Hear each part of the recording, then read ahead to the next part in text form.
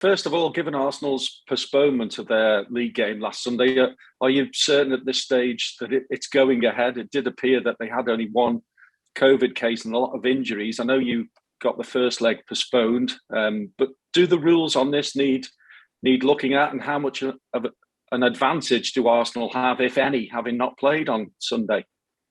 Yeah, we had our own experience, about this. So it's really difficult to judge from the outside. We saw that with our situation, and I fully respect the submissions, because I trust 100% the medical departments of each Premier League club. I think this is the most important, the full trust in these decisions. And about your question, if it's an advantage, I think it showed against Leicester that we didn't have any advantage. So. Right. Did Sunday's win over Brentford give you sort of food for thought on team selection tomorrow, given the performances of Curtis Jones and Alex Oxlade-Chamberlain, and also interesting to see Alisson play a League Cup game for the first time?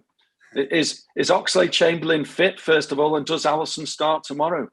I think if we speak about Ox, if we discuss him, we should speak about his outstanding performance, first of all. So he played, he was very important for us, not for the team, because he played in so many different positions, and he played all these positions with a lot of quality. So he was in a good moment.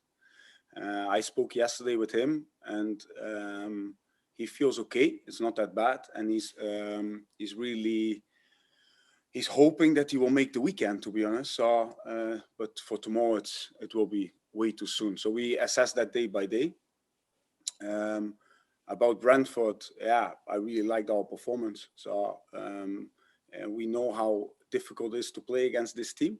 The ball is a lot of time in the air, so you need like this switch of mood constantly between fighting for first and second balls, and then putting it on the floor and really play. And we did this really well, so that's why we got more control over the game, and that's why in the end we could have the result with, what was it, 68% possession, 27 shots, 13 on target, one of our better performances. So we always analyze, and we always look ahead to the next game, and we know what we want. We go to Arsenal because it's clear now that we need to win, so that's good, I think. If it's in 90 minutes, if it's 120, or it's with penalties, we need to win this game. And when we start a season, we always speak about that we want to create memories, that we want to create memories with our fans, that we want to create special games. And it's good that we are in January and we speak about reaching finals. It's good that we are in January and we speak about reaching Wembley. And one thing will be, we're going to try with everything we had to reach Wembley, to compete there. And Arsenal, yeah, it's clear we need to go there and win. But hopefully we can create a special game. So just on that victory over Brentford, there's plenty of noise, obviously, about Liverpool without the likes of Salah and Mane. So how big or important was the win to almost prove a point to the doubters and give maybe a psychological boost to everybody in the squad that you can do it without them? Yeah, we did it before. We had one of the most memorable games we played, I think, was without a few of them. So it's not about that. When we have our squad, we know that we, especially after last year, we knew that we needed to create like different weapons. We need to create like goals from everywhere, last passes from everywhere, dribbles from everywhere, attacks from everywhere, not just based on counter-attack or on the speed of these two boys. So of course, I said before, they are our face, they are our front line, they give us so much direction in our game. So, but what I like is that we don't have one weapon. We have so many different ways to attack, and how we are evolving as a team and how we are developing inside with our positional game is just it's important, and it's I really like. Does your number one goalkeeper play tomorrow? Alisson again? It was the first time it started the League Cup game.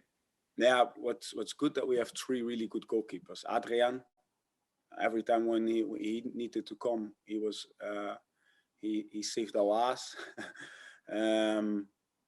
Queef, massive talent. You cannot call him a talent anymore, but has all the characteristics we want from a Liverpool Football Club goalkeeper. He's calm. He can play. Amazing shot stopper. Has the personality to not be involved for 60 minutes and then have to make a crucial save. What a lot of times our game is somebody who can play with a lot of space in front of him. What happens a lot with our last line and with the way we want to apply pressure on the opposition. So, and then we have Ali, and yeah, nothing to say. He's our Brazilian cat, and he saved. He's everything you want from a goalkeeper. For me, he's the best goalkeeper in the world. So we're really happy with all three of them, and let's see tomorrow who's going to start. But I'm sure the all three will do well. So. Thank you, Alan. We'll go to Ian from TalkSport and then to James from the BBC. Ian. Thanks very much. Sorry, my camera isn't working today. Pep, just a couple. Going back to the COVID rules and everything, I mean, it now seems that a lot of the times when games are postponed, it's for COVID, injuries, and players away at AFCON. You've got two of your best players away at the African Cup of Nations. How do you reconcile the rules with what seems to be going on with clubs asking for postponements? First of all, we missed 3 players, AFCON. Everybody forgets Nabi. Nabi 2 times, best player of Guinea. And last game, he scored. So we miss him as well. And people forget this. Anyway, but yeah, what was the question again? How do you reconcile the rules of games being called off when originally it should have just been for COVID, but now it includes injuries and also players away on international duty? Nah, it's how I said before, if the medical department of each club have to make a decision to stop an outbreak, because people from the outside cannot see what's happening inside the club, not only players, but also staff. They are there to protect the players, the families, the staff. They have to protect the building. And in this case, in our case, it's AXA. In terms of injuries, if you see that all the teams, they want to play, it's not about that. Because, example, we went to Tottenham without missing crucial players or key players. We went, we at home at Newcastle, we went without key players. We were missing players on game days. We were missing staff members on game days. We went to Chelsea without our manager, without Joel, without, etc. I can go on Ali, Bobby, etc. So we want to play, and all the teams, they want to play. And if again, I have full trust in each head of medical in each Premier League club to make the right decision. And the right decision is always, in first place, to protect players and staff and their families. I think that's what everybody's doing. And you want to see football games with the best players, with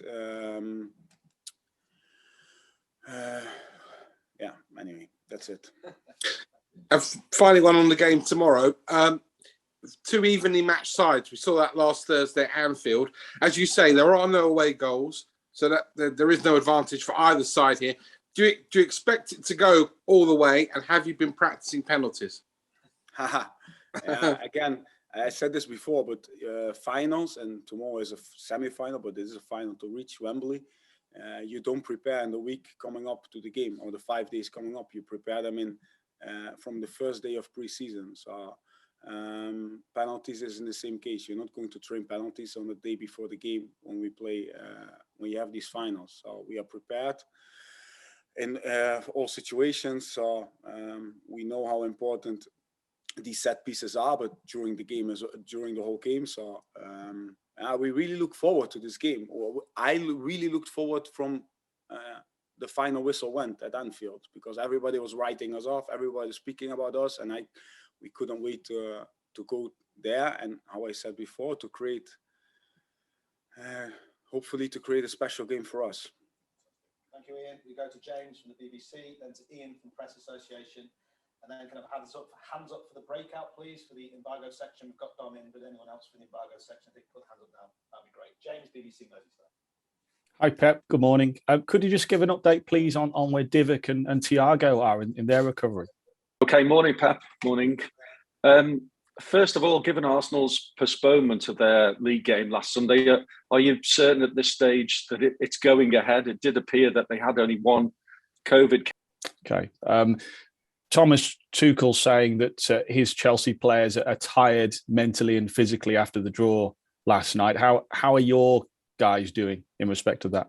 No, yesterday we had our second day. We call it our second day recovery day. So we gave them a day off. We always try to balance throughout the whole season to get the right amount of days off and the right amount of days of preparation of the game.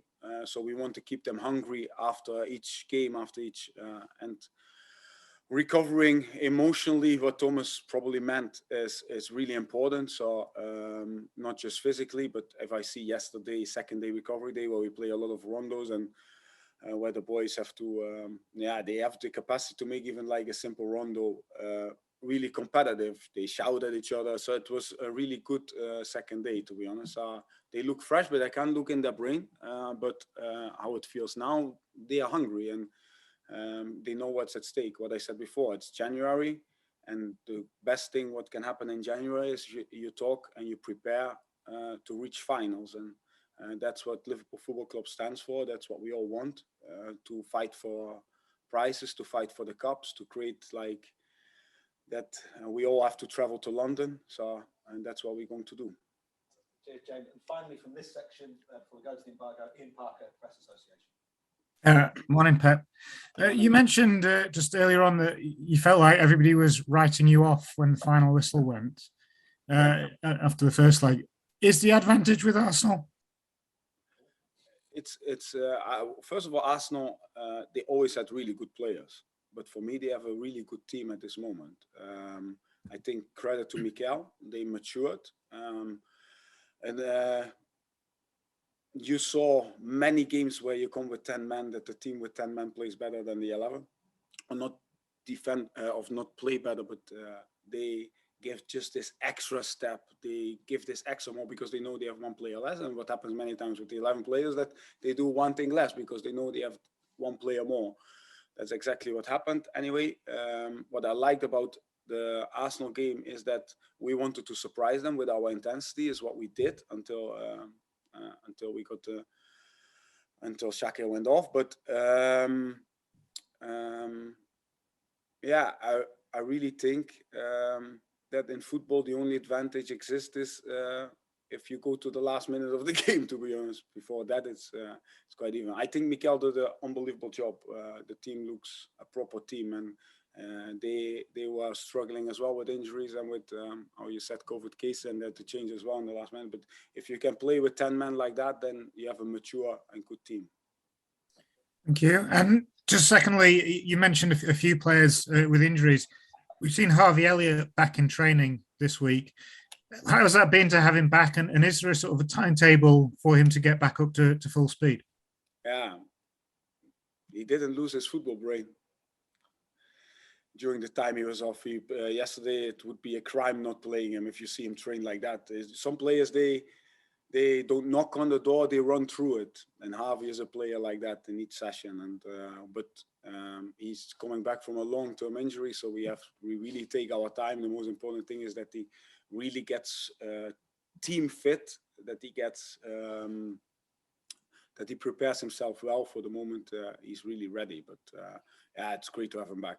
You saw in pre-season and in the first games of our season how he influenced our game, our style, and our right side. And we're just really happy that he's back with us on the pitch, not individually on the C pitch in the back, but with us doing all the things we normally do. And yeah, we like the players who have goal in them. We like the players who have not just dribble or technique or that, but always search for the last pass. And yeah, he influenced our game a lot. So